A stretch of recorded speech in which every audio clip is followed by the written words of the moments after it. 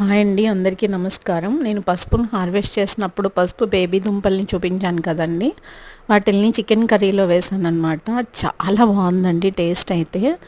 అల్లం వెల్లుల్లి పేస్ట్ వేసిన తర్వాత దీన్ని కూడా మిక్సీ పెట్టేసి వేసాను. జిగురు అయితే చాలా ఎక్కువగా ఉందండి. అయితే ఇది జిగురు ఎక్కువగా ఉండడం వల్ల బ్యూటీ టిప్స్కి కూడా బాగా పనిచేస్తుంది అనుకుంటున్నాను. ఫేస్కి సెరం లాగా అండ్ డ్రై స్కిన్ ఉన్న వాళ్ళకైతే ఇది బాగా పనిచేస్తుందండి. సో ఇట్లా మనము ఇంట్లోనే హార్వెస్ట్ చేసిన వాటితోటి మల్టీపర్పస్గా కూడా మనం యూజ్ చేసుకోవచ్చు అనిపించింది. చికెన్ కర్రీ అయితే మీకు చూపిస్తాను లాస్ట్ వరకు. అది చాలా బాగుందండి టేస్ట్ అయితే. ఈరోజంతా ట్రెడిషనల్ ఇంగ్రీడియంట్సే వేసానండి.